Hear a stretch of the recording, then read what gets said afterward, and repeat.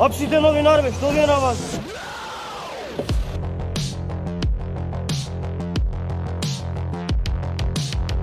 Абе, пусти го, бе! Што правите, бе, човек? Вие нарекот италијанската држава еби ветар држава. Вашија деца? И второто прашање ми е кој евро сакате да го играм? Тешкото или шото? Кој што ќе замолам да го одговорите конкретно. Две прашања обвинителке. Затоа беше прашањето. Сега, господин Рашковски, вие се конфронтирате со новинари овдека, ќе видиме дали ќе покрене. Значи, прашањето е следно. Господин Езекири, едно прашање, ако може. Тоа отворивте главната врата на собранието, која врата ќе отворите за законот за јавно обвинителство? Прашањето е такво да може секако да се одговори.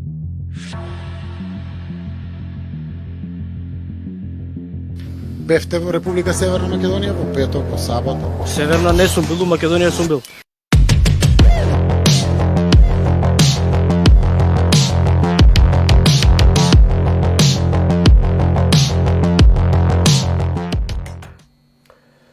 И добро вечер и добро дојдовте повторно во 10-та јубилејна епизода од првата сезона на прашањето ми е следно, како што ви ветив и во претходните емисии, и денеска имаме интересен гостин. Со нас е генералниот секретар на Алијанса за албанците, господинот Армен Таравари, воедно и градоначалник на општина Гостивар, бивши министер за здравство во владата на Зоран Заев. Господине Таравари, пристигнавте од пат директно во студио, морам да кажам. Ме информиравте дека бевте во Приштина. Што се случува во Косово? Во Косово сите знаат веќе дека има парламентарни избори кои треба да се одржат на 14 февруари. Ние како Алијанса за албанците имаме блиска соработка со самоопределување, односно партијата на Албин Курти. Јас денеска бев во посета на мојот драг колега и тој бивш министер за здравство Арбен Витија и целата екипа што ја водат битката во Приштина конкретно. И по сите анкети, после 20 години власт на Демократската партија на Косово, на бившиот председател Хашим Тачи, кој што ја губат власта полека, и се очекува овие избори, конкретно Курти да добие некаде над 50% од пратениците. Значи едно мнозинство кое што не се случило од времето на Ибраим Ругова во Косово. Значи се очекува во недела има пристигнување на огромен број на луѓе кои што живеат и работат во странство за да гласаат во Косово за промените кои што треба да се случат.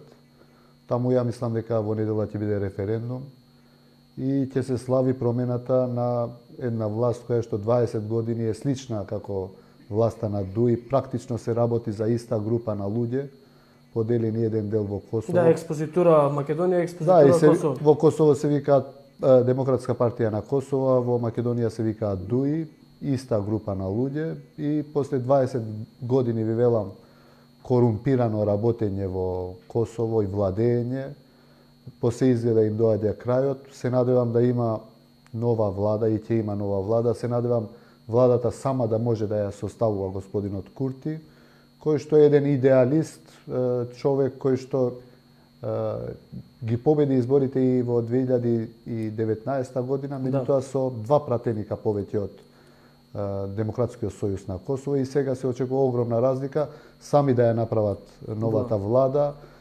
Јас се надевам дека таа влада ќе биде рол модел во Балканот. Еве, од сега најавувам, па ќе видиме, времето ќе ги покаже. Јас се изненадив пред неколку дена кога добив една пресуда од Косовскиот уставен суд, во која што за причина слична, односно помалку сериозна од онаа што беше во 2016, 27 април, кога беше избран Талат Джафери за така наречено избран за председател на собранието, за помалку сериозна причина Уставниот суд на Косово одлучи да ја поништи одлуката за избор на влада, односно за избор на спикер на собрание. 2014 одлуката. И можам да кажам дека бев зачуден, првично поради тоа што Косово се представува во Македонија или во половина свет се представува како земја во која што владе анархија, а не закон, а пред мене стоеше пресуда која што јасно укажува на тоа како треба да се однесува еден уставен суд, за разлика од нашиот кој што во суштина е само награда за послушни обвинители или суди.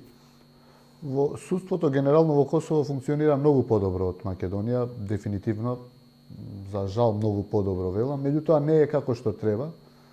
И ви велам, таму се почитуваат сите одлуки, судски одлуки, за разлика од тука каде што, знаете, власта, односно владите имаат огромно влијание врз судовите и обвинителството. Во Косово е малце постабилно отколку во Македонија, така да очекуваме промени, ви реков, очекувањата се Курти да биде премиер, рол модел за Балканот. Ја ова го кажувам, а после една година можеме повторно да збориме и ќе видите како треба да функционира една добра, честна влада која што има огромен кредибилитет. Ви велам, да дојдете во ситуација да од 120 пратеници да имате 60 или 61 или 62, толку се очекувањата, е огромна работа. Курти е опозиционер скоро 15 години таму. Еден од почесните луѓе и најголемите идеалисти кои што се познати во косовската политика и нормално ние како да речам партии кои што соработуваат една со друга. Вчера беше господинот Села таму за поддршка исто на господинот Курти. Но не ли ве поразува, ќе се навратиме повторно на политиката, не ли ве поразува фактот што една држава релативно млада држава е Косово, има подобро организирано судство, подобро организирана извршна и законодавна власт од Македонија, која што нели 30 на години е плурално општество. Вие сте политичар, затоа ја прашувам вас, затоа што вие сте тие кои што би требало да видите, секоја држава сака за себе да се функционираат сите институции на системот. Искрен да бидам, и во Косово не е така како што треба, иако се помлада држава, дефинитивно, скоро 12-13 години функционираат како независна држава. Меѓутоа, инвестираат во институциите на системот, иако и таму има огромна корупција, за жал. Ви велам, за демократијата генерално не е добро да остануваат на власт одредени политички партии кои што би имале 3, 4, 5, 6 или повеќе мандати. Таму се работи за две партии кои што се неизменично се менуваат. Значи Сојузот, Демократскиот сојуз на Косово и Демократската партија на Косово, и сега доаѓа нова генерација на политичари, конкретно преку господинот Курти, кои што, ви велам, очекувањата се огромни. Тоа и го зборевме денеска и со нашите пријатели во самоопределување, дека веќе треба да размислуваат за 15 февруари, не за 14 февруари, те резултатот е најверојатно огромна победа, меѓутоа после тоа кога очекувањата се огромни, тогаш и разочарувањето е до врата. И треба да дадат се од себе за да бидат стварно модел од кој што ќе извлечеме многу поука и другите држави околу Косово. Ајде да се вратиме малку на Македонија и конкретно на она за кое што верувам сте најстручен, а тоа е здравството. Бевте министер за здравство, се откажавте од таа позиција поради ситуациите кои што ве, барем од оно што јас може да заклучам, ве тераа да бидете некоректен кон граѓаните. Каква е состојбата во здравството денес? Јас бев министер за здравство 100 дена. За жал, знаете, како ние бевме нова партија, формирани 2015 година, 2016 беа први избори на кои што излеговме и довме 3 пратеници. И 2017 бевме само 100 дена во владата, тогаш излеговме на локални избори и нормално како партија претендиравме да земеме што повеќе општини. Па затоа и председателот Села и јас одлучивме како председател на партија и генерален секретар да излеземе во нашите градови и да се надпреваруваме се со цел да земеме и општини. За среќа во Полошкиот регион успеавме да земеме 3 општини кои што се една до друга, Гостивар, Врапчиште и Боговиње. Општини кои што по резултатите сега после 3 години владење во тие општини, можам да речам дека по резултатите кои што се постигнати, ја често велам, нашите 3 општини би ги споредиле со конкретни резултати во километри асфалтирање, километри канализации, водоводни мрежи. Па за водоводот мислам дека во Синича некаде што имате ваш градоначалник имавте и проблеми таму полицијата. Нашите три општини имаат направено значи градинки, училишта реновирани. Ви гарантирам 2 или 3 пати повеќе отколку вкупно 10 општини на ДУИ. И тоа беше можеби една од причините што во изборите 2020 година успеавме да земеме од 3 да станеме 12 пратеници. И сега ни се доближуваат новите локални избори. Затоа и ја тогаш одлучив да се тргнам од позицијата на министер и да се надпреварувам за градоначалник во Гостивар, каде што знаете дека имаше 5 опозицијски партии кандидати, Да. ВМРО, Преродба, партијата на Весел Мемети, па ДПА, па БЕСА, па ВМРО и заеднички кандидати има од прв круг СДСМ и ДУИ. Значи ние бевме опозицијски партии 5, Да. а ти бе една и успеавме на крај да ги победиме. И ги победивме во 2017 година, меѓутоа тоа е поука за следните локални избори. Мислам дека треба опозицијските партии да се окрупнуваат, да направат коалиции можеби од прв круг. Ке стигнеме до коалициите, господине Таравари, кај здравството кога сме ќе ве задржам на здравството, Македонија се уште нема вакцини. За жал, ние сме меѓу ретките држави во Балканот, меѓу трите држави кои што се уште немаат вакцини. Тоа се Босна и Херцеговина, Косово и Македонија. Очекувањата беа и најавите, знаете, беа дека крај на јануари, па крај на февруари, па чекаме на граница да ни донесе Србија, па чекаме Грција да ни пушти, па чекаме од Бугарија. Значи, сме станале, да речам, смешна влада и смешно Министерство за здравство, без да имаат никаков кредибилитет, односно без да бидат способни да им донесат барем на ризичните групи на луѓе кои што живеат во Македонија. Знаете, по жртви од COVID-19 Македонија е меѓу 10 шампиони држави кои што има починати од COVID-19. Сите бројки се, ви велам, катастрофални и бројот на заразени, иако стои дека има околу 100.000 заразени во Македонија, но поради недоверба во институциите на системот, ви гарантирам дека во Македонија таа бројка може да се помножи со 6, 7 или 8. Значи, минимум во Македонија сигурно имаат поминато 700 или 800.000 луѓе короната, односно COVID-19. Зошто тие луѓе не се регистрирани? Бидејќи не веруваат во болниците, не веруваат во институциите, не одат, не се пријавуваат. И тоа го кажуваат, експерти кои што се по епидемиологија и инфектологија. Точно е, повеќе експерти велат дека во Македонија има драстично поголем број на луѓе кои што биле во контакт со коронавирусот, го прележале, а ниту еднаш не се регистрирале. Во другите држави таа бројка е да се помножи со 3 или 4. Во Македонија слободно 7, 8, 9 може да се каже, така да најверојатно во Македонија повеќето од половина од жителите кои што живеат активно во Македонија, ви гарантирам дека веќе се заразени и полека почнуваме да развиваме некаков колективен имунитет.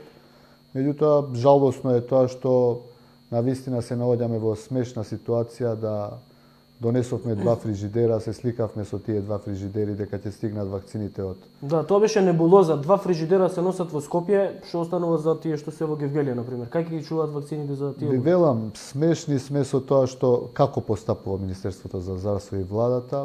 Дури не се ни сериозни кога кажуваат, најавуваат дека имаат фрижидери, имаат план за вакцинирање. Вакцините се за никаде. И ако стигнат како помош, што ја се уште се сомневам, бидејќи барем вакцините на Pfizer се под огромна контрола како ќе се распределуваат, не верувам, и ако стигнат бројка и од 1000 или 2000 вакцини, тоа ќе биде само за пиар за владата и за Министерството за здравство. Колку на луѓето да им се каже дека ете почнавме. Замислете оваа небулозна ситуација. Имаше предвидувања, не знам дали прочитавте, ако не се лажам, беше исто во весникот Економист, англискиот Економист, кој што предвидуваше кои зони кога ќе завршат со вакцинирање, и во Македонија беше во таа портокалова зона кај што се Последни, да. планира 2022 да Така е. заврши вакцинирањето. Јас се надевам да не биде така, да се случи порано, меѓутоа гледајќи ги здравствените власти како се однесуваат, колку комотно се однесуваат во Комотно оваа или криза, неспособно, значи мораме да направиме разлика. Ако се комотни, знаат дека ќе биде во ред ситуацијата. Но јас мислам дека се во паника. Внимавајте на небулозната ситуација. Да не беше српската премиерка Брнабич, ние немаше да дознаеме дека во Македонија нема воопшто план за вакцинација, ниту вакцините кои што би требало да се администрираат во Македонија биле немаат дозвола. Тоа е поразително за една држава, премиер на соседна држава да ви кажува што треба вие да направите дома. Тоа е првата состојба. Втората состојба која што денес не пристигнува како информација е дека и оние 8.000 дози кои што ги вети Србија дека ќе ни ги донира, сега денес требаше да пристигнат, денеска не пристигнуваат. Зашто? Заради тоа што од нашата влада заборавиле да пополнат документи и пратката е запрена. Пазете, внимавајте каква е таа несериозност, не знам веќе како да... Зошто велам комотност имаат, комодитет? Затоа што се неодговорни и несериозни. Секој неодговорен човек и несериозен човек во критични состојби се однесува комотно. А не би требало така да се однесува, ако е одговорен и ако е сериозен, треба да биде загрижен и овие информации што ги добиваме од српската влада или од европските институции или Светската здравствена организација, дури се смешни да речам за една одговорна власт, меѓутоа тоа е тоа.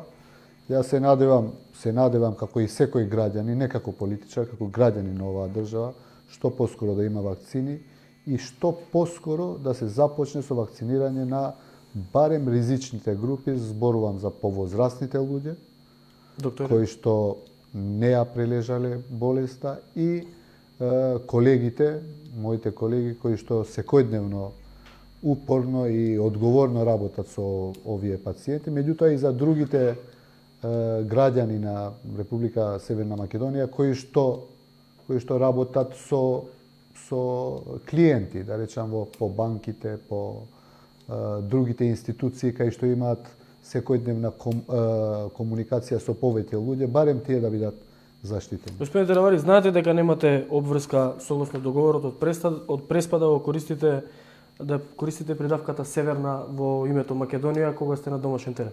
Јас го почитувам тоа што е во Уставот, моментално во Уставот на Република Македонија, тоа што е, да речам, највисок правен документ во државата, стои Република Северна Македонија и по принцип сакам да ги почитувам сите правила кои што се во државата.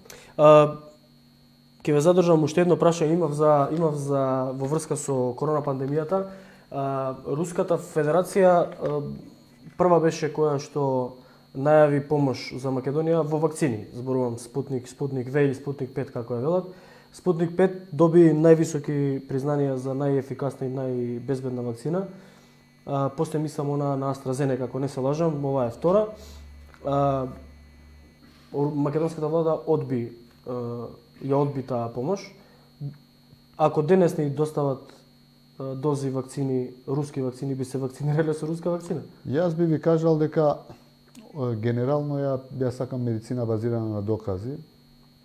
Ги почитувам сите препарати кои што кога се произведуваат и кога излегуваат во пазар, при тоа се предпочитани сите правила за регистрација на некој лек. Па да, Лансет, лондонски Лансет ја прогласи руската вакцина за една од најдобрите.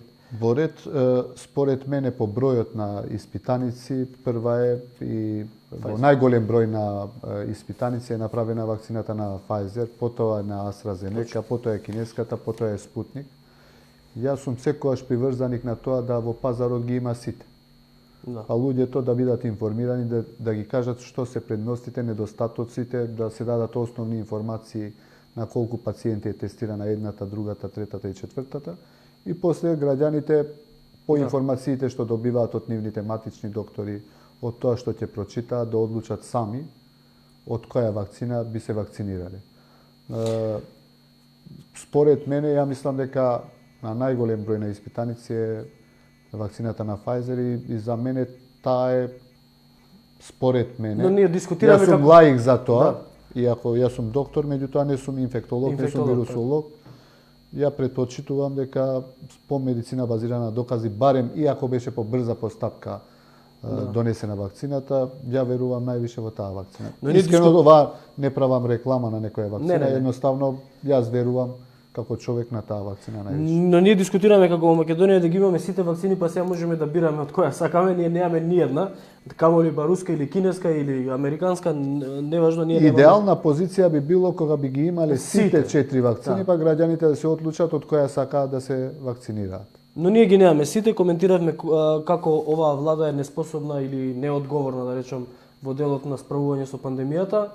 Во исто време го гледам извештајот на Transparency International кој што не бројува на 111-то место во светот според ниво на корупција. Ако ова е здравствена пандемија, тогаш ово би кажал дека е општествена пандемија. Пандемија која што го труе општеството и го потонува се подлабоко и подлабоко. Како се најдовме на За жал, оваа- повторно да економисто на лондонската економист излезе со очајнички бројки. Да. Значи, последните 15 години не ни се случило да имаме таков висок индекс на перцепција на корупција како што е последната година. Значи, 20 години, 2001 беше најниски. Значи, од тогаш немало, Да. ви велам, последните 15 години е најлошо, меѓутоа не е само тоа, има повеќе индекси испитано, ја го прочитав комплетно и нас не вројува за жал како хибриден режим, да. и тоа со државите кои што не можам ни да ги запамтам како се викаат кои држави Па се. Сенегал е Никогаш слушнато за тие држави или имаме барем ние како еве да речам како жители на Македонија, како жители на Европа, се работи за многу држави кои што се многу заостанати. И ние практично сме бројани во тие држави. Иако секојдневно слушаме од представниците на владата дека се бориме против корупција, дека имаме слобода во медиуми, дека општеството оди напред, дека сме сите задоволни, меѓутоа овие се објективни индекси кои што се добиени по анализите и тоа од, да речам, од институции кои што не се во Македонија, туку се меѓународно кредибилни институции кои што даваат вреднување на капацитетите на една држава во правец на добро работење или успешно работење. И ако ги разгледате сите индекси, по сите индекси ние сме со разочарувачки бројки, дури сме веќе најслаби и во регионот, и во Западниот Балкан. И ова треба да не разочарува, нека нас како граѓани колку што треба да ги разочарува самите властодржци, односно партиите кои што се дел од владата, бидејќи ако продолжиме вака уште одреден период, не 500.000 граѓани колку што се отидени, барем така има анализи на една анализа која што ја прочитав, која што беше На Светска банка. Светска банка, за 10 години се отидени 500.000 граѓани. Ако продолжиме со овој индекс на перцепција на корупција и со ваков начин на владење, ја ви гарантирам дека следните 5 години ќе ни отидат уште 500.000 граѓани, така да веќе во Македонија може да кажеме дека не живеат повеќе од 1,5 милиони жители. Да. И ако ни отидат уште 500.000, ако ги прашате, и читав исто така една анкета на млади луѓе кои што биле испитани во Македонија и пазете, 87% од тие млади луѓе не си гледаат себе си тука во Македонија и сакаат на некаков начин да си отидат надвор од државата, што повторно се цифри кои што се многу разочарувачки. Бевте силен критичар на владата на ВМРО ДПМН и на предводена од Никола Груевски, но тогаш од тогаш до сега имаме пад на сите индекси, барем оној на Transparency International, за 47%. И од денешна гледна точка, бидејќи сте биле критичар на претходната влада, сте биле дел од оваа сегашната влада, кој беше подобар или во таа смисла полош премиер, Заев или Груевски? Значи, ја бев голем критичар, не критичар. Голем критичар на владата на Груевски, посебно последните 2-3 години. Меѓутоа, и очекувањата нормално беа огромни дека после пат на тој режим, а тој режим беа биномот ДУИ и ВМРО. Да. Не беше само ВМРО. И сега имаме друг бином, СДСМ и ДУИ, и заеднички, ја често велам што беше заеднички за Заев и Груевски, тоа што владеа заедно со ДУИ. Сега од оваа перспектива, ако се анализира, може да констатираме слободно дека не е Никола, туку е Зоран. Другото е се исто. Значи се исто, само него го нема. 47 места подобро. Само него го нема, меѓутоа ви велам очекувањата од промените, секогаш очекувањата кога се менува една власт, очекувањата се да оди на подобро, Да. не на полошо. Бидејќи ако оди на полошо, тогаш не одиме во напред, туку Не одиме еволуираме, назад. деволуираме така. Меѓутоа, за жал ова што се случува, никој не очекуваше. Барем ја верував во почеток, посебно во 2017 година, верував во господинот Заев и тоа не го кријам. Меѓутоа, после тоа, веќе 2018-19, скандали се случуваат секојдневно, дури мислам дека за време на владење на ВМРО и ДУИ немаше толку скандали колку што има последните 4-5 години и затоа и кредибилитетот на владата СДСМ ДУИ е толку ниска. Гледате, имаат мнозинство кое што е многу кревко, само со 62 пратеници. Замислите избори и председателските, првиот круг СДСМ победи со 2-3 илјади гласови. Да. И тоа беше првиот сигнал кој што народот го испрати до СДСМ. Минатата година беа парламентарните избори. Замислете, со да немаше пандемија, ја ви гарантирам дека и СДСМ и ДУИ ќе ги изгубеа изборите, да се одржеа изборите на 12 април. Меѓутоа, ете, среќа во несреќа им помогнаа со легално подкупување на гласови, со делење на ваучери и пари на партиски активисти. При тоа се прогласија модерна состојба за да се ги носат уредбите со законска сила. Секако што им требаше и повторно СДСМ победи со 10.000 гласови, а ДУИ ние без при тоа како опозиција, да речам алтернатива и алијанса, немавме ниту членови во избирачките одбори и место за реклами, значи ова е од агенцијата за медиуми. Да. Ние имавме простор само 6 часа за сите избори, а ДУИ имаше 116 часа. Да. Ние немавме ни член во Државната изборна комисија и со сите злоупотреби кои што одредени беа нотирани, ние кажавме би ги прифатили изборите само во Зајас, во селото на Алија Мети, една кутија, било која, не сите, една кутија, нека се отвори, ако сите луѓе кои што се евидентирали дека гласале се во Зајас, ние ги прифаќаме резултатите, дури, кажав ја тогаш и јавно, одма после избори, дури нашите 12 пратеници ќе бидат сервис на господинот Ахмети следните 4 години. Меѓутоа, никогаш не се случи тоа, не сите изборни единици, повторувам, само една во Зајас, ќе ги прифатевме сите избори и јавно е познато, и ако зборите со секој активист на ДУИ, неформално, сите знаат дека краделе гласови. Некои викаат 5.000, други 10.000 гласови, трети 15.000 гласови, да не збориме за купување на гласови, но како и да е, повторно, ја мислам дека ние и вака направивме фантастични резултати, успеавме од 3 пратеници да стигнеме на 12 пратеници и сега во локалните избори ќе биде витешка борба, само да функционираат институциите на системот. Па во хибриден режим, господин нема Таравари, кај да оди, нема резултатот како да биде лош. во хибриден режим, само поради коректност кон гледачите, морам да ги прочитам дефинициите за хибриден режим. Дефиниција на според економист, во хибридниот режим нема слободни и фер избори, а владата има контрола врз правосудството и врши притисок врз медиумите. Тоа е 111-то место во светот. Предходно 47 места, пред да паднеме за 47 места, предходниот извештај од 2015 година вели дека во Македонија владее демократија со проблеми во која што се посочуваат само проблеми со изолирани случаи на притисоци врз медиуми или правосудство или врз слободни и фер избори. Кога се прави, сам да кажам, дистинкција споредба помеѓу владите на Заев и Груевски, поради коректност кон гледачите мора да го прочитам тоа. И стигнавме кај Дуи, тоа ми беше следното прашање. 20 години Дуи, власт, ВМРО СДСМ, ВМРО СДСМ, наизменично 4 председатели во САД се променија, само Путин и Али Ахмети се власт.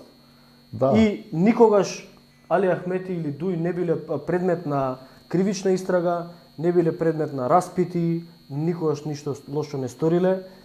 Како е тоа возможно? Па возможно е, видите, искрено кажано и на СДСМ и на ДУИ им одговара, и на ВМРО им одговара да имаат во владата една партија која што има полно предмети во обвинителство, така да дури им помагаат. Исто како СДСМ сега што помага на ДУИ со институциите на системот, значи преку инспекции, преку полиции, преку различни институции на системот кои што ги даваат на ДУИ да ги има за време на избори, исто се случуваше и за време на Груевски, на крајот посебно. Да. Значи им требаше ДУИ да биде дел од таа влада, а сега ја во Гостивар, например, извадов слика на шеф на полиција во Гостивар кој што беше сликан во канцелариите на ДУИ. И тоа не како официјално лице, туку како човек кој што оди на тренинг на луѓе кои што ги подготвуваат за изборите, што беше скандал пар екселанс. Тоа го објавив и во социјалните мрежи, меѓутоа никој не превзема ништо. Значи, сакам да кажам дека Ахмети некако од системот во Република Македонија и од двете политички партии, за жал, се поддржува, бидејќи некако им треба подобро да биде ДУИ во власт, отколку да биде некоја друга партија која што може да ни направи проблеми. А тоа го слушавме и во прислушкуваните разговори кога еден ваш колега, новинар, зборуваше со господинот Мијалков и велеше дека подобро да биде Ахмети, е подобар за нас, да го имаме под контрола, плюс е стабилен, плюс ни треба. Така да, затоа ДУИ е на власт. Инаку, кога би функционирале институциите на системот, кога би било судството исто за сите партии, без разлика дали се позицијски или опозицијски, кога полицијата би била исто да се однесува кон сите политички партии, ја ви гарантирам дека ДУИ одамна ќе ги изгубеше изборите, а ДУИ плюс не се случило никогаш да оди на избори, а да биде опозиција. Ете, ја најодговорно велам. Сега да се случи ДУИ да оди во опозиција 6 месеци. Ке се распадне партијата. Не ќе се распадне партијата, нема да земат ни 2 ни 3 општини.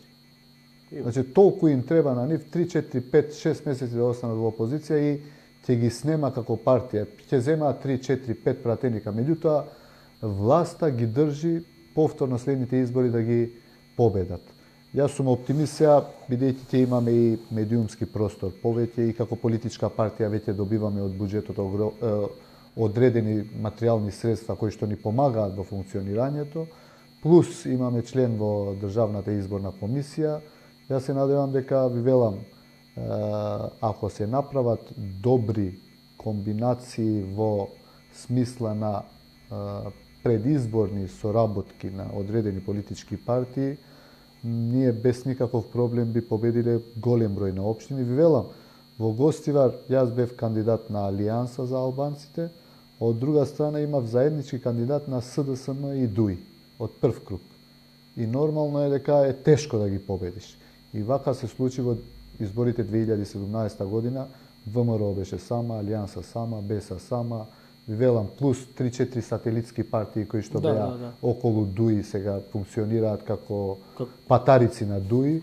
Им помагаат кај што треба да им дадат по 200, 300, 500 гласа, толку имаат. Меѓутоа, се со цел што можат да оштетат на тие што се да речам нови партии кои што имаат веќе една интелектуална елита на албанците.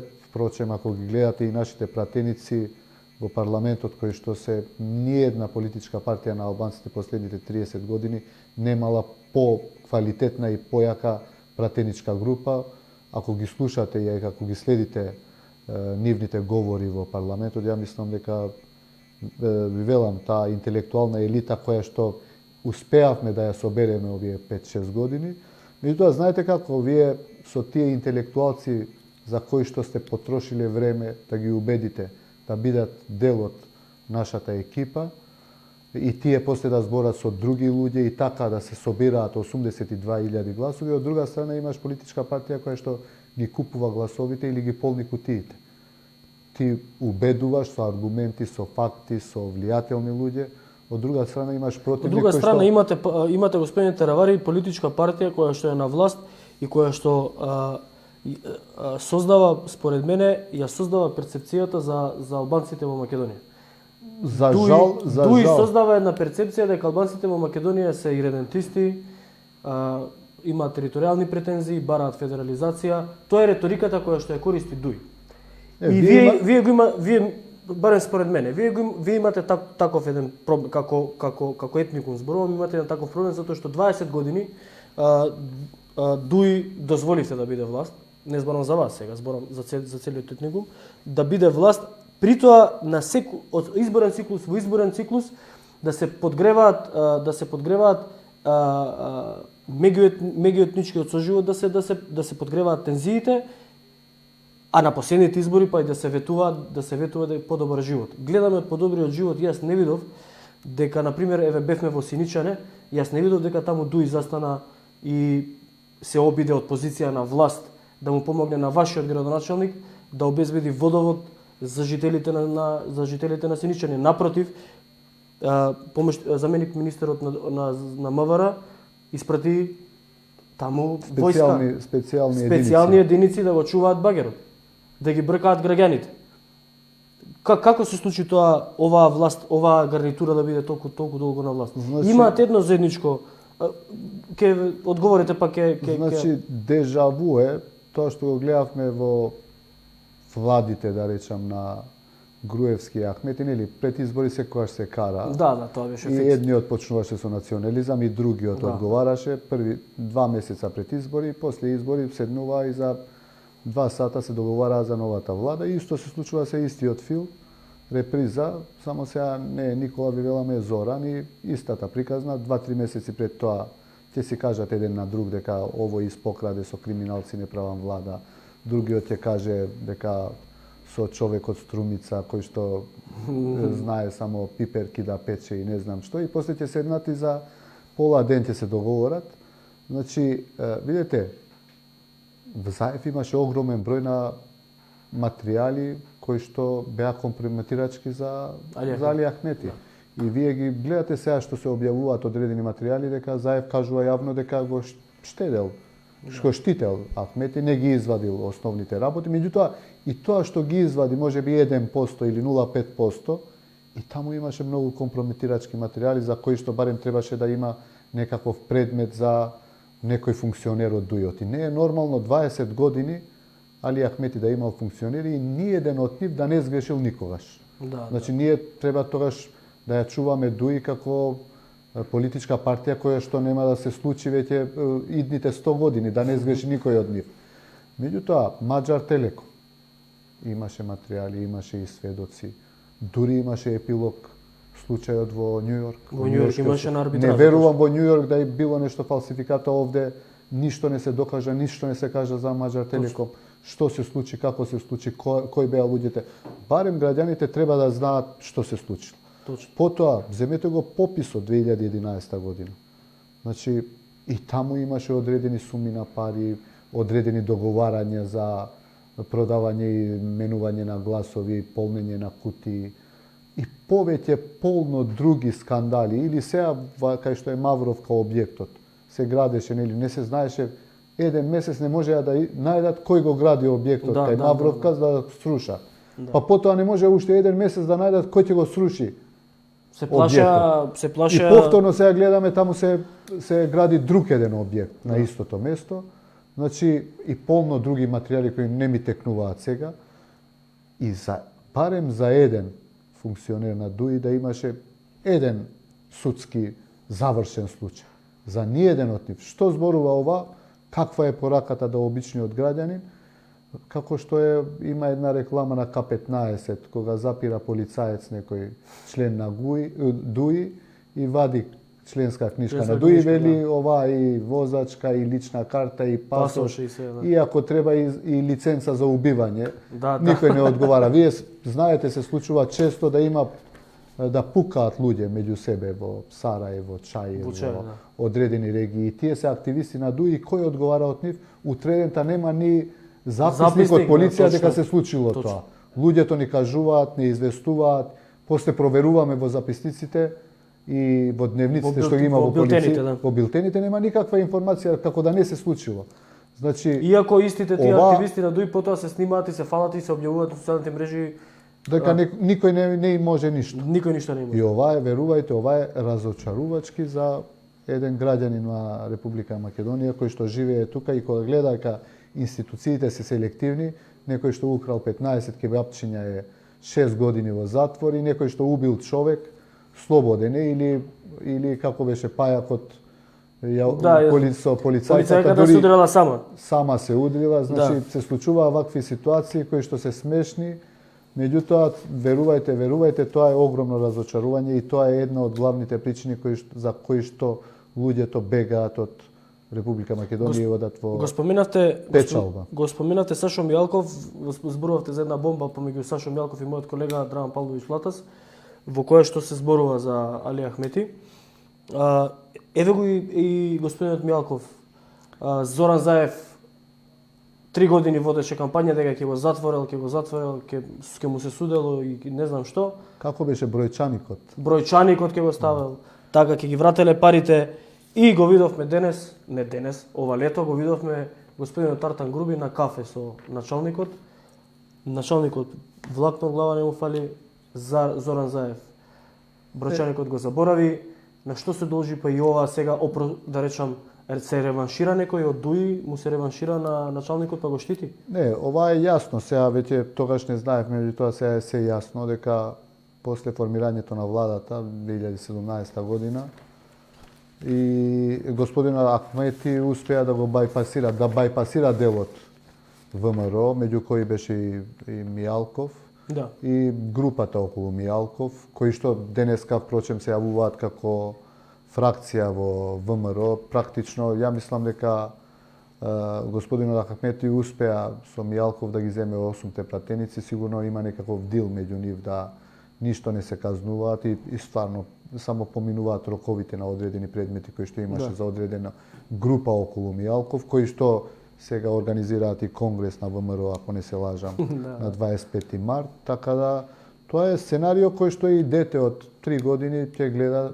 ќе види дека што се случува. Значи успеа комплетно режимскиот дел на ВМРО да се имплантира во СДСМ и продолжува да функционира, ви велам, истата шема која што функционираше во биномот СДСМ и ДУИ, продолжува да функционира и во владата на Заев со ДУИ. Практично, ви велам, истата шема, истиот начин на функционирање, се е исто, само глумците се други, делот глумците се други, другиот дел, албанскиот дел на глумците се исти и ви гарантирам додека е Заев премиер и оваа влада додека е, тие ќе бидат сигурно заштитени и нема да им фали ни влакно од главата.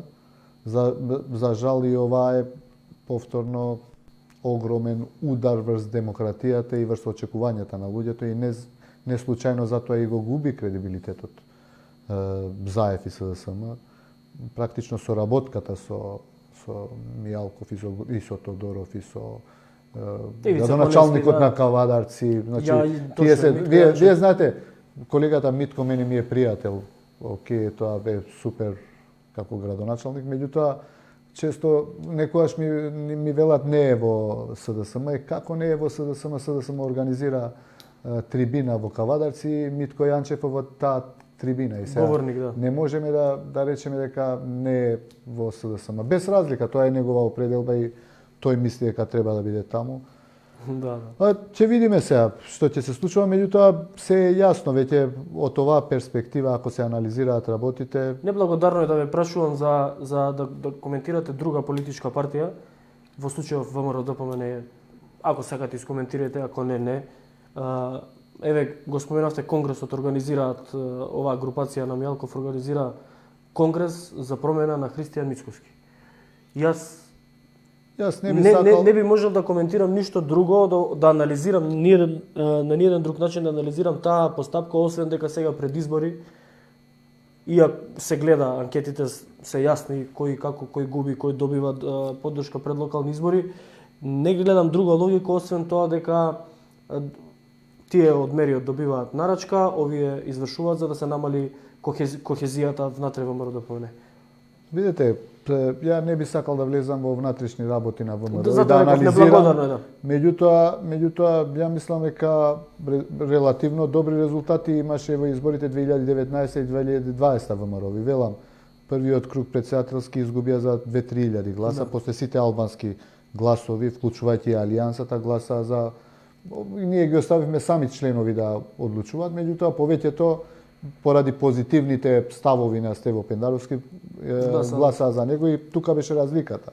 Инаку и во парламентарните избори, да не беше Беса, која што сигурно има 15-20 гласови, ја ви гарантирам дека ВМРО ќе беше најмалку за 5 или 10 гласови пред СДСМ.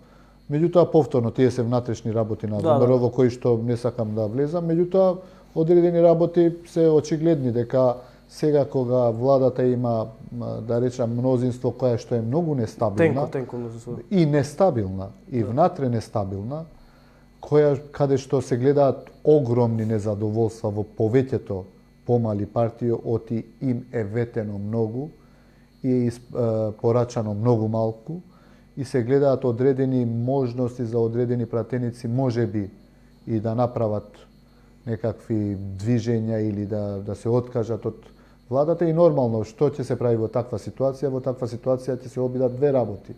Едната во албанскиот блок да ги расцепат Алијанса и Алтернатива, од другата страна ќе се обидат да направат во ВМРО некаков раскол.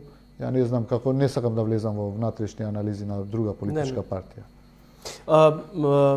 Имаме ситуација во која што треба да се соочиме со луѓе кои што знаеме како делувале до сега. Вие споменавте витешка борба. Верувате дека има витешка борба за локалните избори? Апсолутно. Значи, опозицијата по сите анкети, барем што ги правиме и ние скоро секој месец, ја мислам дека ако има предизборни коалиции, за едната страна веќе се знае дека СДСМ ќе биде заедно со ДУИ, од другата страна ако евентуално има и предизборна коалиција, а се уште нема, да бидам искрен, ако има ќе бидеме транспарентни и тоа ќе излеземе пред медиуми и ќе го кажеме дека ќе има коалиција, тогаш ќе биде интересна, да речам, изборна борба, во која што опозицијата по сите анкети ќе победи, да не речам, ама во 60-70% од општините. Постои ли можност за презрени парламентарни избори? Неколку пати споменувате дека многу е тенко и расклатено мнозинството на СДСМ и ДУИ во собранието. Имате информации дека можеби некој пратеник на сегашното владеачко мнозинство би се одвоил и би изгласал недоверба на влада, па со тоа да се бутне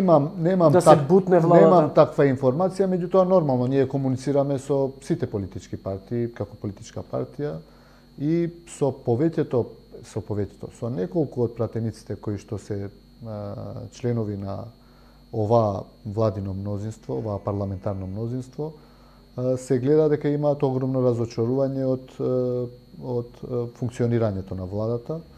Немам информации дека некој би гласал против владата, меѓутоа незадоволствата се се поголеми и поголеми, посебно по малите политички партии кои што се во групата на пратеници со СДСМ. И ја мислам дека ЗАЕФ едва функционира. Това е дефинитивно. Значи, функционирањето, вие гледате, често ние за да бидеме коректни, за да биде поефикасен парламентот, влегуваме и им правиме кворум, бидејќи немаат ни кворум. Често се случува да немаат и 61 пратеник. Тие викаат некои се инфицирани, меѓутоа не е само инфицирањето, има и незадоволство внатре, па им бойкотираат одредени пратеници, не доаѓаат на седници на парламентот и со тоа едва функционираат и тоа е јасно, тоа го гледа секој. И нормално тие ќе се обидуваат на секаков начин, ви велам, да направат раскол во ВМРО или да направат раскол во коалицијата Алијанса за албанците алтернатива, кај што за нашиот дел, зборам за ВМРО, не знам, меѓутоа во делот Алијанса алтернатива нема да успеат. Имало и имаме информации за одредени притисоци врз одредени пратеници, меѓутоа не им поминува тоа и ја мислам дека сум го кажал ова и пред 3-4 месеци, самиот Заев ќе инсистира набргу да има предвремени парламентарни избори. Дали ќе се одржат, не знам, меѓутоа има огромни шанси, бидејќи вака е тешко да се функционира. Ке премина малку на барањата на нашите соседи, источен и јужен пред се сосед.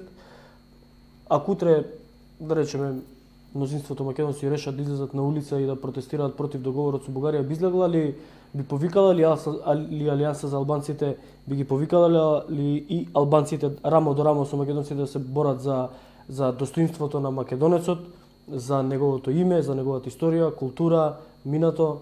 Видете, би имале ли таква емпатија со нас? Бидејќи историјата на балканските народи е инхерентно слична. Истите судбини сме ги преживеали и ние, и македонците, и албанците, и до некоја мера и Бугарија. Видете, да бидеме искрени, во сите овие 2-3 години, ја мислам дека сите политички партии албански беа емпатични со своите сограѓани, со нашите сограѓани македонци. И тоа сигурно го гледате сите од вас. Немаше албанска партија која што излегуваше и било која. И ДУИ, и Алијанса, и Алтернатива, и БЕСА. Сите, значи, беа на ставот да се изнајде решение, добро е да бидеме дел од НАТО и успеа Преспанскиот договор.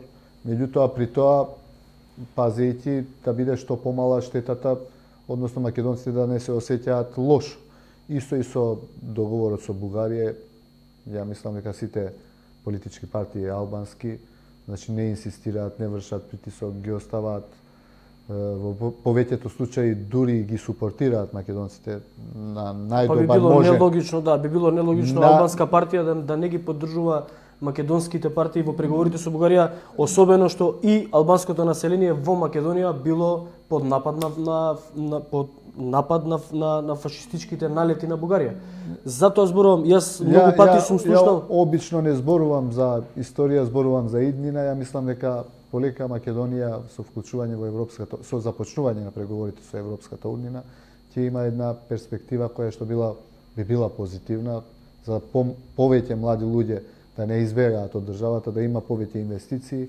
И во тој правец нон-стоп сме ги охрабрувале нашите сограѓани и тие што се во владата, кои што преговараат и комисиите, да изнадат решение кое што е најдобро. Ја мислам дека овој период 3-4 години сите албанци покажаа емпатичност и покажаа дека се заедно со своите сограѓани македонци да се помине овој период со што помалку последици и во ниеден момент да не се осеќате дека се сами. Да прашам конкретно, би го прифатиле ли вие барањето на бугарската страна во кое што се вели дека Македонија треба да ја промени историјата и со тоа да се откаже од именувањето на Бугарија како фашист држава која што во текот на Втората светска војна била фашистичка сила? Јас сум кажал повеќе пати дека тоа што го бара Бугарија од Македонија е претерано и не е нормално. Значи да се вратиме 100 години, 200 години и да ги анализираме одредени историски чии би Самуил. Тогаш немало ни македонци, ни бугари, ни албанци, ни ништо.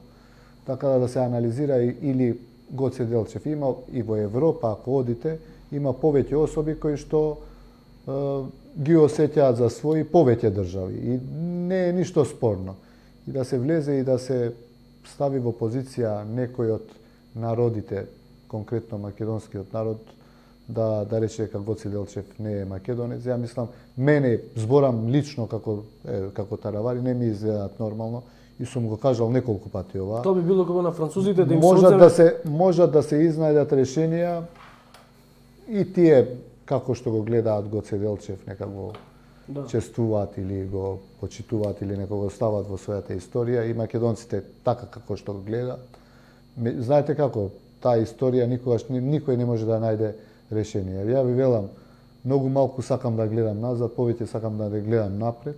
Да. Како би биле заедно со Бугарија, со Грција, со Албанија, со Србија, со Косово, сите заедно да бидеме во Европска унија. Тоа би било како на французите да им кажете дека немаат право да го нарекуваат Наполеон Бонапарта француски војсководец, бидејќи Наполеон Бонапарта бил корзиканец. Да, по тоа доаѓа дека и тој бил од Италија, така доаѓа, да. Вашиот лидер ја потпиша Тиранската платформа. Голем дел од барањата од таа Тиранска платформа беа исполнети, но не гледам дека нешто драстично се промени во квалитетот на живот на нашите сограѓани албанци. Ја не знам, многу прашина се подигна околу таа не е прво Тиранска платформа, таа добро, беше потпишана во Тиран. Скопска платформа, меѓутоа, знаете како, 2017 година, 3-4 месеци, посебно од ВМРО, се правеше кампања против Зијадин Села за таа Тиранска платформа и кога ги прашував и моите колеги, другари, пријатели македонци, ги прашував дали сте ја прочитале. Оти тоа беше еден договор меѓу албанските политички партии во Македонија за одредени ставови кај што би требало да имаат заеднички став. Ништо посебно и ништо од таа Тиранска платформа за жал не е реализирано. Тоа е документ од 4 страни преведена и на англиски, и на македонски, и на албански. Ништо нема таму што би рекле македонците дека е нешто против државата или нешто со што македонците би биле навредени или би ги стави во лоша позиција. Но има, господине Таравари, во Тиранската платформа се бара решавање на споровите со соседите. Или договорот со Бугарија и договорот од Преспа. Дали македонците бараат решение на споровите со соседите? Но... Дали било која политичка партија македонска не би барал да ги реши споровите, затоа бидејќи тоа беше услов за да се интегрирате и во НАТО, а со интегрирање во НАТО веќе имаш стабилност во државата. Но тоа беше и услов за албанските партии. Не. Да бидат дел од коалиција со македонска партија, требаше македонската партија да ја прифати таа Тиранска платформа или Скопска, како што велите, со самото тоа условувајќи ги да ги решаваат и овие проблеми, макар и по цена на откажување од името. Јас ви гарантирам дека било која политичка партија во Македонија, еве, утре си оди Заев, доаѓа некој друг Мицковски. Ви гарантирам дека и тој или оди тој доаѓа некој друг, да не спомнам. Да. Секој од нив ќе бара решение за да се интегрира. Знаете, ние одиме во глобализација. Тоа не зависи од нас. Да. Ни од мене, ни од вас, ни од Мицковски, ни од Заев, ни од никого. Тоа се геостратегии кои што го прават големите светски сили. Тоа воопшто не зависи од нас. Ние мора да се прилагодиме. Сите помали држави што сме во регионот, во Балканот. Така да тие спорови секој би сакал да ги реши. Што по-безболни да бидат решавањето на тие спорови. Ја не гледам, ви велам повторно, кажете ми нешто во таа Скопска платформа или Тиранска платформа која што ги навредува или некако ги става македонците во лоша позиција. Ви го споменав. Освен дека стварно се инсистираше да има договор или да се изнајде решение со Грција и Бугарија, бидејќи само со тие две држави имаше спор Македонија. Немаше Македонија, тие имаа со Македонија, бидејќи именувањето на името и тоа е за мене лично би велам парадоксално. Значи, да се мешаш ти на некој како ќе се вика дома, мене не ми изгледа нормално. Меѓутоа, кога веќе услов беше, мораше да се изнајде едно решение, нели? Решение бара и Глигоров, и Црвенковски, и Љупчо Гергиевски, и Груевски, па и Заев. Меѓутоа, ви велам, ја повторно не можам да сватам дека некоја држава може да инсистира зошто вие се викате Александар. Ја можам да ве викнам вас Александар, ама вие како ќе ве викаат дома, мене ми е парадоксално и нонсенс ми е несфатливо. И двојазичноста беше дел исто од таа Скопска платформа. Да. Скопска платформа драфтирана во Тиран. Така. Ако без разлика, нема врска, нека стои Тиранска, нема никаква. Да, Скопска платформа беше и двојазичноста дел од таа Скопска платформа. Се промени нешто драстично од кога Македонија? Ништо не се смени. Искрени да бидеме, Александар. Еве, одете, ние сме и вие и јас и сите ние што живееме во Македонија сме луѓе кои што сме живееле во Југославија. Да. Сме биле граѓани во Југославија и тогаш во Македонија службени јазици беа македонски, турски и албански, ја памтам. Во цела Македонија. И ништо, никој немаше спор тогаш зошто е службен. И што ни пречеше, никој во Битола не бараше или во Струмица турски или албански, бидејќи нема граѓани. Дури сега кога сме дигитализирани и да бара некој документ, може веднаш да му се испорача така да биде. Да. Значи ние функциониравме така и немаше никаква пречка. Зошто сега да не биде пречка тоа? Ја во Гостивар знам, нели, процентот е 20% за да има службен јазик да биде турскиот. А турци во Гостивар официјално има 11%. И господинот Руфи Османи, алал нека му е, пред 10 години, кога беше градоначалник, или 7-8 години, одлучил со советот да биде и турскиот јазик службен јазик, и јас се гордеам со тоа што нема 11% има турци во Гостивар, меѓутоа е службен јазик. И ја како градоначалник стоја само македонското и албанското знаме, откако дојдов градоначалник, го поставив, знам во Југославија стоја турско, македонско и албанско знаме во Гостивар, го поставивме и турското знаме, не губиме ништо од тоа. Дури и тоа што е официјален јазик, верувајте, ретко, екстремно ретко се случува некој да дојде на турски да го побара документот. Обично го земаат на македонски или на албански, не им пречи воопшто. Значи, вие им давате можност на граѓаните, има човек кој што може да ги преведе веднаш, меѓутоа верувајте, нема толкав проблем колку се прави врева и се дига прашина дека трагично ќе биде бинационализација, поделба на државата. Проблем господине Теравари створи реториката на Дуи, која што го милитаризираше прашањето за двојазичноста. Се сеќавате дека во салата Борис Трајковски тие има митинг на кој што скандира учека и скандира дека тие ќе го направат албанскиот втор официјален јазик на државата. Јас сум по потекло, моите се сите од Тетово. Јас сум пораснал во Тетово. Јас цел живот, јас знам и албански, знам и турски, знам и македонски. Мене не ми е тоа чудно, ниту пак ми представува некаков проблем. Проблем беше инсистирањето по секоја цена пак ќе повторам, милитаризацијата на такво секојдневно прашање. Прашањето на јазикот е секојдневие, а не поента со која што може да се разгоруваат меѓуетнички тензии. И тоа го направи Дуи. Затоа претходно зборував кога ви реков дозволивте Дуи 20 години да створи една слика за албанците како луѓе кои што не знам сака да не знам што да прават во Македонија. Дуи се радикализира, ви велам, пред избори 2 месеци, дента после избори продолжува по стара песна, така да воопшто не треба да се свати тоа како радикализирање. Велам дека Артан Груби вика Лучека, ништо посебно од тоа. Ние треба да разбереме, да функционираме, да бидеме рационални. Јас сум непоправлив оптимист дека одредени работи ние безпотребно ги зголемуваме и ги правиме баукот. Меѓутоа, дека Дуи е радикална, дека Дуи нешто... Па добро, радикални се у кампања, после се мачење. И Бујар Османи една недела ќе се прошета со кола да види каде се сменети, дали е двојазично или не е. И после тоа останува се како што било, ништо од тоа. Меѓутоа, тоа ви велам, веќе слушната песна, ништо интересно. Така да јас сум повеќе за прагматизам во политиката. Значи, ајде да се занимаваме повеќе со економија, со судство, со здравство, со образование, против корупција. Овие ни се главните проблеми. Нека стојат и 2 и 3 јазика кај што треба, нема никаков проблем. Тури Куманово ми кажува 5 се официјални јазици. Да, има и српски, има и... И тоа е богатство. Така е. Господин Теравари, се чини дека коалициониот потенцијал во нашава држава ја одредува и судбината на државата. Бидејќи зависи кој со кој ќе направи коалиција, па тој ќе биде и власт. Во последниот период, вашиот председател господин Зијадин Села заедно со Африм Гаши остварија неколку средби со лидерот на ВМРО-ДПМНЕ Христијан Мицкоски. Се поставуваат ли темелите за една нова здружена опозиција во македонскиот и албанскиот блок? Видите, ние со Конрад Аденауер на 6 ноември седнавме заедно прв пат со лидерот на ВМРО-ДПМНЕ на една средба кај што имаше и представници од Косово, Албанија, меѓутоа и представници на Конрад за Балканот.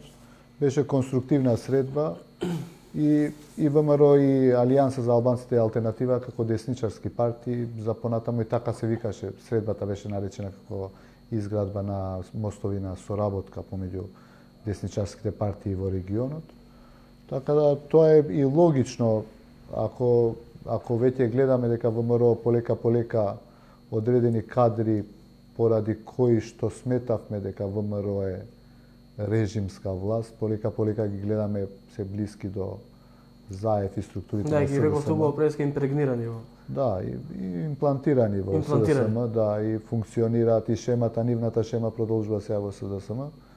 Зошто да не, ние сериозно размислуваме за евентуална идна соработка, посебно во локалните избори. Знаете како, тоа би им помогнал, знаејќи дека СДСМ и ДУИ како ќе функционираат, како функционираат 2017-та, тогаш изгубивме и ние 3 општини земавме, и ВМРО изгуби, но и тие 3-4-5 општини зема, а не повеќе. Да.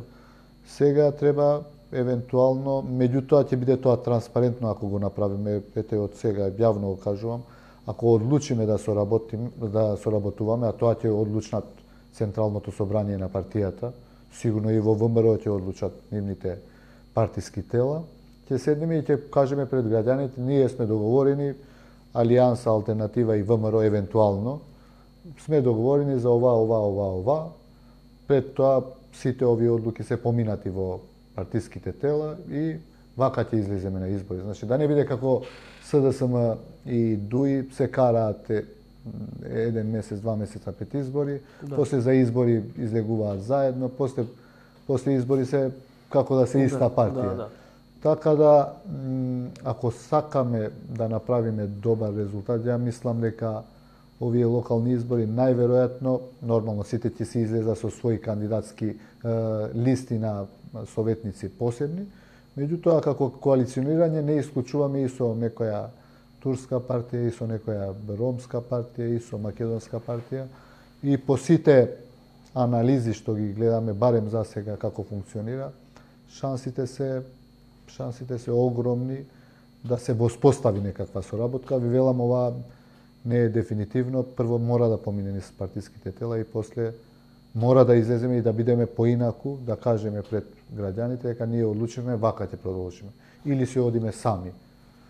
Од тоа што можам да го заклучам до сега, мислам дека веќе имате направена анализа дека коалиција која што би ги обединила овие 3 партии, најмалку зборам за Алијанса со Афримгаши, Зијадин Села и Христијан Мицкоски со ВМРО-ДПМН, би можела да го сруши овој режим на Зоран Заев. Па од 80 општини, ја ви гарантирам дека над 50 општини би ги земале овие 3 партии. Ако одат заедно, според анализите што ги правиме. Господин Теравари, ви благодарам на учеството во емисијата. Морам да кажам дека секогаш е задоволство да се зборува со вас. Ние не сме се виделе во студио, но сме се виделе на терен. Често се гледаме на терен и по оние лидерски средби, по пресови, по изјави и секогаш било наистина интересно да се зборува со вас. Ви благодарам на поканата, ми беше задоволство да бидам ваш гост. Се надеваме дека наскоро ќе бидете повторно. До вас, драги гледачи, ќе ви упатам да не следите во недела. Тешки муабети следува следната серија документи, докази во врска со 27 април, понеделник со Сотир Костов, следниот четврток уште еден интересен гостин во прашањето ми е следно заедно со мене. До тогаш чувајте се и лека ноќ. Апсите новинар, бе, што ви е на вас?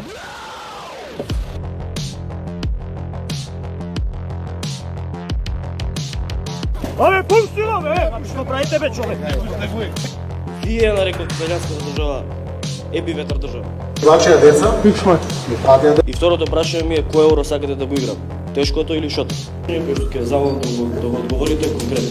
Две прашања обвинител ге. Затоа ми беше прашањето. Сега, господин Рашковски, вие се конфронтирате со новинари од дека ќе видиме дали ќе покрене. Значи, прашањето е следно.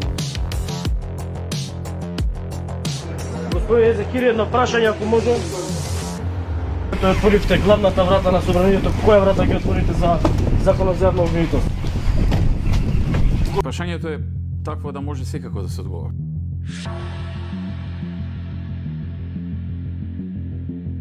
Бевте во Република Северна Македонија во петок, во сабота. Северна не сум бил, Македонија сум бил.